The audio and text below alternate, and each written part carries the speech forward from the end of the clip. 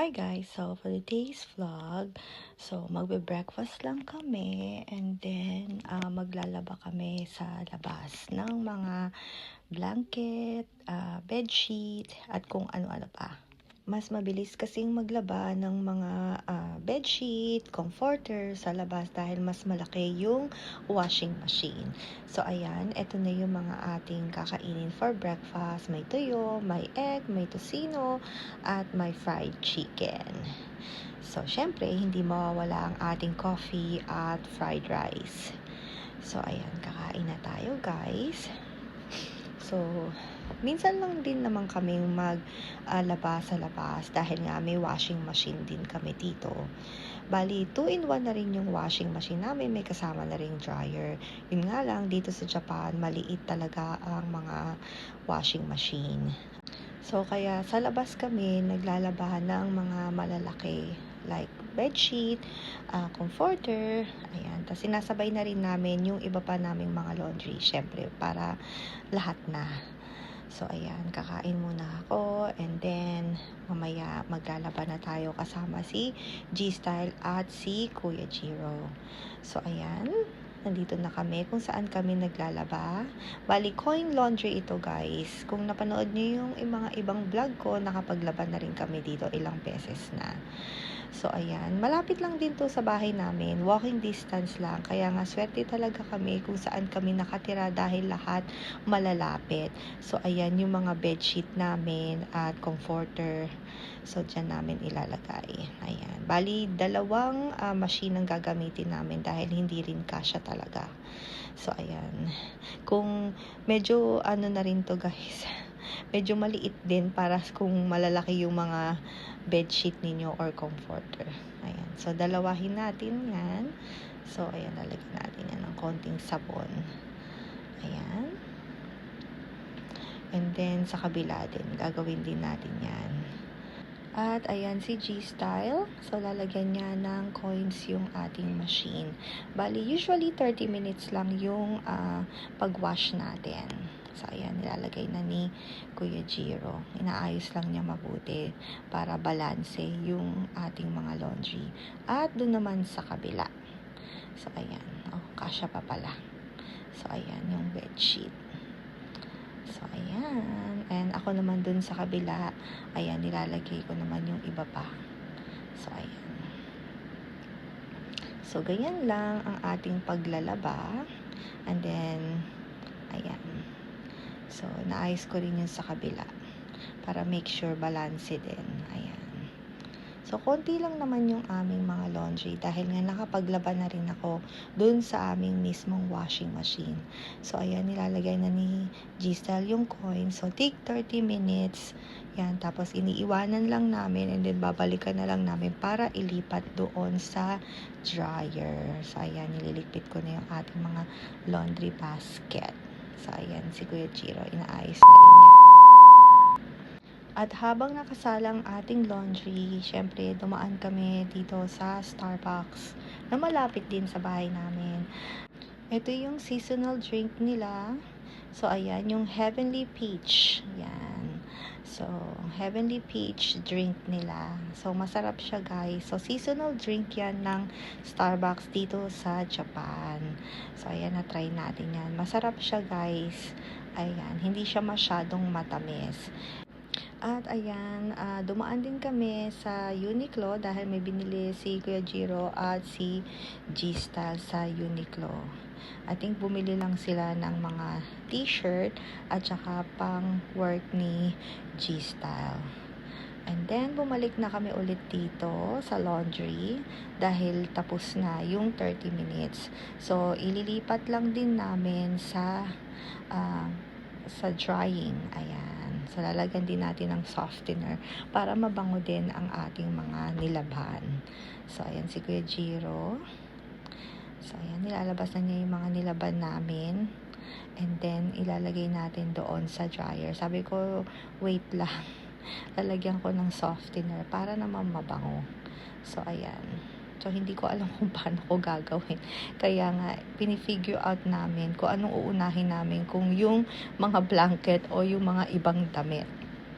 So, ayan. Usually yung ano na lang, yung softener na parang ano niya, yung laundry sheet yung nilalagay namin. Pero yun nga, sasabi ko lagyan ko muna ng softener. So ayan, may dala akong tabo. So nilagyan ko muna siya and then bago namin i-dryer.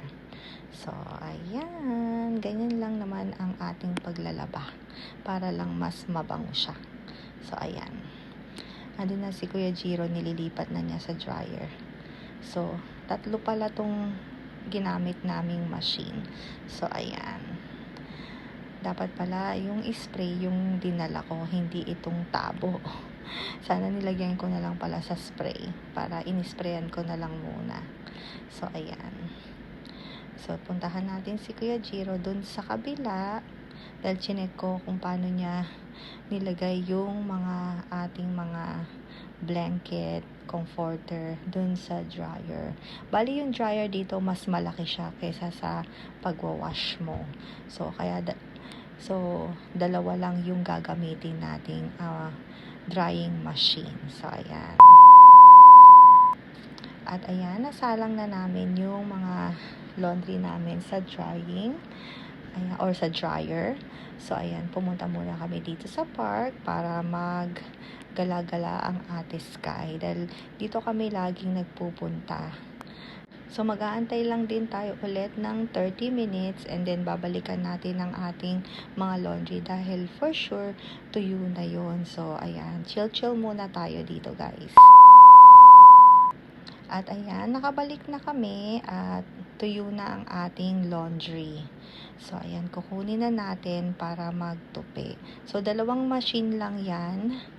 Ayan, hindi ko na rin na video guys dyan na nagwash si G-Style ng mga shoes niya. Nandun sa may likod ko yung mga shoes kung magwawash kayo ng shoes. May machine din doon. Ayan, inaamoy-amoy ko nga kung mabango nga. Ayan, so mabango. Ayan, nahulog na. Nahulog na ating laundry. So, ayan, ayusin lang natin dahil medyo madami-dami pala to. Yung nilagay ni Kuya Jiro dito sa isang machine at yung iba naman dito sa kabila. Ayan, tutulungan ko si Kuya Jiro dahil nga madami. Ayan. So, and then magsisimula na kaming mag-fold ng mga damit namin. So, ayan. So, hinalo-halo din namin yan. Pero, okay naman din. Wala namang dahil hindi naman siya naghawa ng color.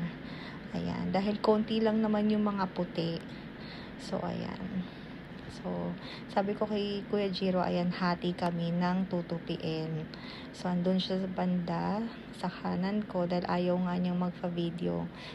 Then, sabi ko nga sa kanya, ayan, wag na niyang tupiin yung mga bedsheet at saka yung blanket at yung comforter dahil nga gagamitin din naman namin. So, ayan, inaayos-ayos namin. Tapos, ayan, ilalagay ko na lang sa basket dahil nga gagamitin din namin. So, hindi na, useless din naman kung tutupiin pa. So, sabi ko, idiretso na niya ilagay sa basket. Ayan. Ayan yung comforter ni Kuya Jiro. So, ayan. Inaayos-ayos namin, nahati-hati, para nga matupi namin yung dapat lang tupiin. Dahil para hindi rin masayang yung oras namin. Ayan. So, sabi ko kay Jiro, eto pa, yung blanket niya. Kunin na lang niya. So, ayan.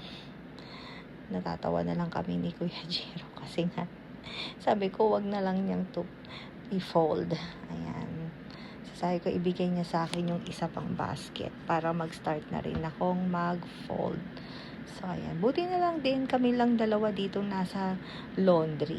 At nakapag-video tayo ng maayos dahil nga minsan, syempre, nakakahiya din na istorbo natin. Ayaw nating maistorbo yung ibang tao. So, ayan. At inaayos din namin para yan, meron siyang yung parang basket niya dito, ilalagay lang natin yan dyan. So, 4 yung ganyan nila dito. So, ayan, buti nga meron mas magandang laundry dito malapit sa bahay namin. So, ayan, ayos-ayos kami ni Kuya Jiro. Sabi niya, doon na lang daw ako banta. Kasi nga, ayaw nga niya makita sa video. Ayan, tinitignan nga niya. So, ayan yung towel ng Ate Sky. Ayan, nilaban din namin. Ayan, binilan ko siya ng towel, yung Minnie Mouse. Ayan, kanya yan, para pag naliligo siya. So, ayan. And then, yung mga damit namin, ayan, nalaban na at mabango siya. Dahil gusto ko talaga yung mga damit ay mabango. So, ayan, nag-uusap kami ni Kuya Jiro kung mamamasyal pa kami after namin dito sa laundry. Sabi ko, baka hindi na, kakain na lang ng dinner, or dahil nga sobrang init din, gusto rin din namin magpahinga dahil Sunday nga.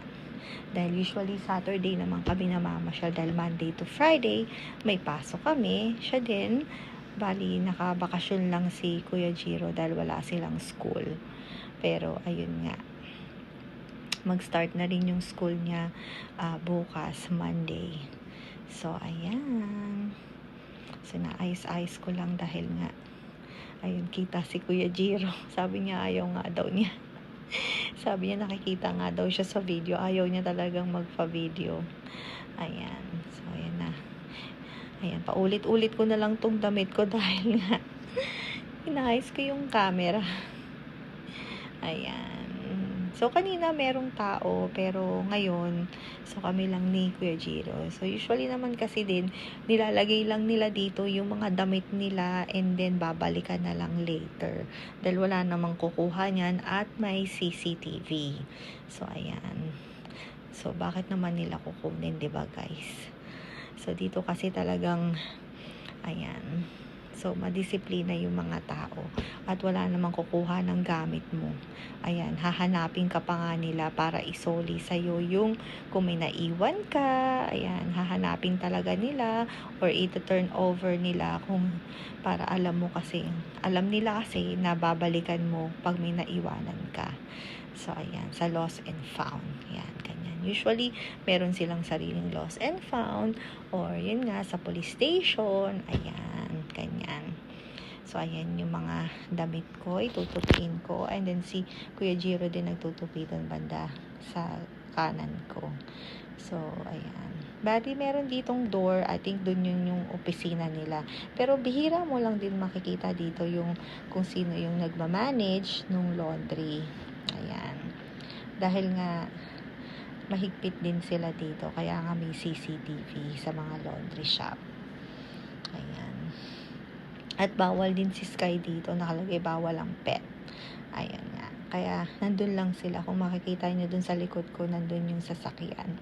Nandun sila ni G-Style nag-aantay.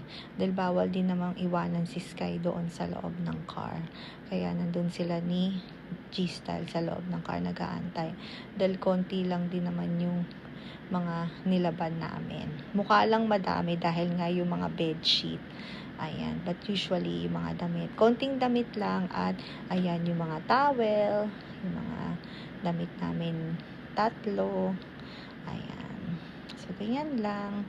Ayan, naamoy-amoy ko kasi nga gustong-gusto ko yung amoy nung nabili kong softener. Bali, yung Flare, yung softener na ginagamit ko. Dahil nga, mas mabilis bumili nung softener dahil nga sa 7-Eleven meron lang at kapitbahay nga namin si 7-Eleven. So, very convenient talaga sa amin yung pagtira namin dito. Ayan. So, nilagay ko yung iba dun sa kabilang basket. So, ayan. Usually, 3 towel to. Tig-isa-isa kaming towel. At gusto kong towel talaga white para makikita mo kung kailangan na rin palitan yung towel kung luma na. Ayan. Gusto ko talaga color white. Yung mga sa bathroom. Ayan. So, isa pa. May isa pa akong towel dito. Ayan. Usually, 3 talaga yan. Dapat 3. Ayan. Ganyan lang ako mag-fold. Ayan. Dahil nga, usually paikot-ikot lang naman. Ayan. And then, naglagay din pala kami ng yung laundry sheet para mas mabango. Ayan. Halos tapos na kaming magtupi. Ayan. Yung iba naman kasi hindi na namin tinupi dahil gagamitin din naman agad. So, ayan. Dahil medyo basa pa yung comforter at yung bedsheet, so binalik namin sa dryer. So, ayan, tapos na kaming mag-laundry. So, nagluto si G-Style ng buttered shrimp. At ayan, si Ate Sky, naantay lang kaming matapos mag-dinner at gusto niya nang maglaro.